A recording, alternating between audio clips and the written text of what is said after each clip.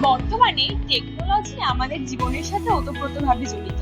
Technology ছাড়া আমরা এক মুহূর্ত ভাবতে পারি না, বিশেষ করে বাচ্চারা। এই টেকনোলজির কারণেই আমাদের শৈশব হারিয়ে যাচ্ছে। আমরা প্রকৃতির সাথে বাঁচতে ভুলে যাচ্ছি, প্রকৃতিকে চিনতে ভুলে যাচ্ছি। এইরকমই একটা সিনেমার গল্প আমাদেরকে উপহার দিলেন লোপামুদ্রা মুখার্জি তার সিনেমা প্রফেসর রের মাধ্যমে। এই সিনেমার মাধ্যমে তিনি কিন্তু প্রফেসর রেকেও আমাদের সামনে আরো একবার নিয়ে আসলেন।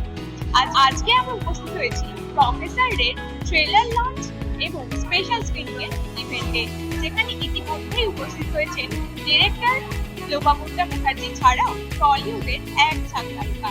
চলুন দেখে নিই আজকের ইভেন্টের বেশ কিছু মুহূর্ত এবং কথা বলে নিই তাদের সাথে।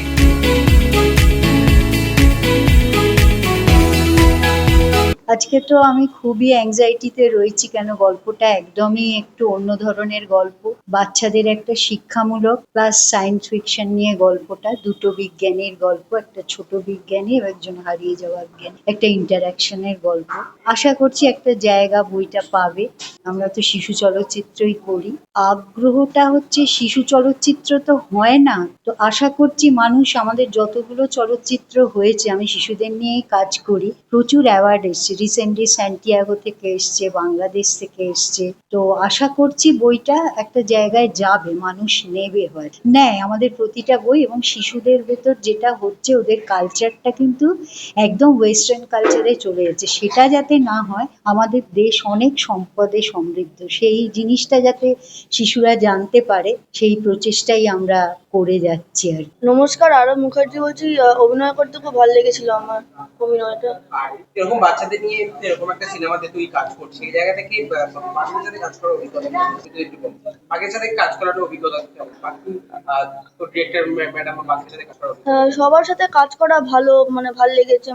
সবাই কোঅপারেটিভ ছিল, আমাদের জন্য সহজ করে দিয়েছে জায়গাগুলো। ওভারঅল ভালো লেগেছে। সত্যজিৎ রায়ের সম্পর্কে আর কি কি জানতে পারলি ছবিটা করার সঙ্গে সঙ্গে? সত্যজিৎ রায়ের সম্পর্কে কি কি জানতে পারলি? সবাইকে নিয়ে বেশি জানতে পারলাম, ওরা কেমন কেমন করে, ওদের কেমন করে বিহেভিয়ার, ওরকম জানতে পেরেছি। আমি শুভদীপ লাহিড়ী। আমি এই সিনেমাটাতে ঝন্টে নামক একটা সাইড ক্যারেক্টারে ছিলাম।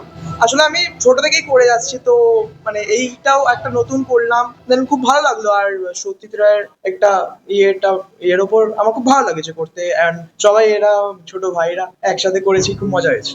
প্রফেসর রে যেন রে ছড়াতে পারেন এরকম ভাবে, তার রে আমাদের স্পর্শ করুক। এক্স রে বা অন্য কিছু, অন্য রে থেকে এই রেটা অনেক বেটার, মানে এটা আমাদের সত্যি সত্যি জ্ঞানের আলোকে বাড়িয়ে দেবে। এবং আমার মনে হয় যে একটা কোথাও এই আন্তরিকতাটা দরকার, মানুষকে না জানতে হবে সবটা। না জানলে ক্রমশ আমরা শুধুমাত্র ওই বোতাম টিপে জানাটা নয়, কারোর সঙ্গে ইন্টারাকশনের মাধ্যমে আমরা কথা বলতে ভুলে যাচ্ছি, সারাক্ষণ একটা যন্ত্রের দিকে তাকিয়ে থাকছি, সারাক্ষণ একটা ওই যে মাথা নিচু করা, এইটা আমার পছন্দ নয়। মাথাটাও উঁচু করতে হবে, অন্তত সমান্তরাল জায়গায় তো রাখতে হবে, যাতে সামনের মানুষটাকে আমি দেখতে পাই। সারাক্ষণ যদি মাথা নিচু করে থাকে, আমি সারা পৃথিবীটাকে দেখবো কি করে? আমরা আকাশ দেখতে ভুলে যাচ্ছি, আমরা উড়ন্ত পাখি দেখতে ভুলে যাচ্ছি, আমরা ফুলের সমাহার দেখতে ভুলে যাচ্ছি। এগুলো কেন হবে? তো এটাও তো ইন্টারনেটও, প্রত্যেক টেকনোলজিকে অস্বীকার করতে পারবো না আমরা। আজকে ইন্টারনেট শুধু না, এআই চলে এসছে, আরো অনেক কিছু হবে পৃথিবীতে হয়তো, যখন হয়তো আমরাও থাকবো না। কিন্তু আমরা যখন টেলিভিশনও ছিল না, যখন মোবাইল ফোন ছিল না, তখনও কিন্তু আমরা সমস্ত কিছুই করেছি। আমরা মানুষের সঙ্গে যোগাযোগ করেছি, তখনও প্রেম ছিল, তখন ভালোবাসা ছিল, তখনও সঙ্গীত ছিল, তখনও আকাশে সূর্য উঠতো, তখনও অস্ত যেত, তখনও সমুদ্র ছিল, তখনও উত্তাল তরঙ্গ ছিল, সমস্ত কিছু আমরা সবটা উপভোগ করেছি। এখন কোথাও একটা খাবার খেতে গেলে খাবারের স্বাদের থেকে আগে সেটা ছবি তোলার দিকে বেশি নজর মানুষের। আমার মনে হয় এইটাই অরিজিনালিটিটা হারিয়ে যাচ্ছে। কেমন লাগলো কথাটা না, তোমরা বোধহয় বুঝতে পারবে কি পারবে না জানি না, তোমরা সবাই বাচ্চা। যে সময়কার কথাটা বলা হচ্ছে, সে সময় আমরা তোমাদের মতো কি তোমাদের থেকেও ছোট ছিলাম।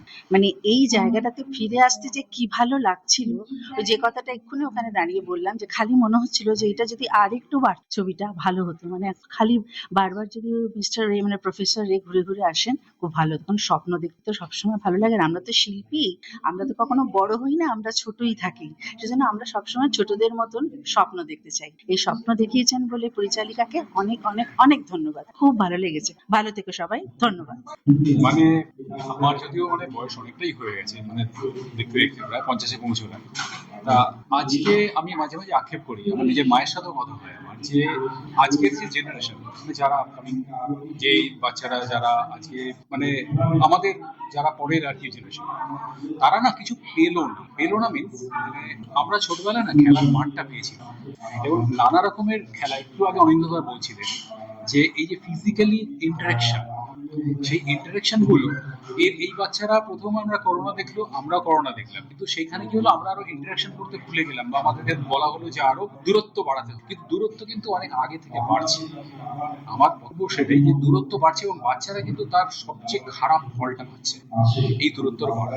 এবং এই যে একটা করে বক্সের সামনে মানে বিকেলবেলা স্কুল থেকে এসে আবার বসে যাওয়া, মানে সেটা অনলাইন ক্লাসই হোক বা ভিডিও গেমসই হোক বা যে কোনো অনলাইন গেমই হোক আজকে যেগুলো চলছে, সেইগুলোতে তো ঘোরতর আপত্তি। কারণ আমরা এই যে ফুটবল, ক্রিকেট এবং মানে ব্যাডমিন্টন যাই বলুন, এই যে ব্যাপারগুলো খেলাধুলোর মধ্যে যে এন্টারটেনমেন্ট শুধু নয়, আমরা যে ফিটনেসটা পেয়েছিলাম তার রেজাল্ট কিন্তু আমরা আজও যে আমরা এখনো ঠিকভাবে অন্তত হাঁটাচলা করতে পারছি, দৌড়দৌড়ি করতে পারছি এই বয়সে।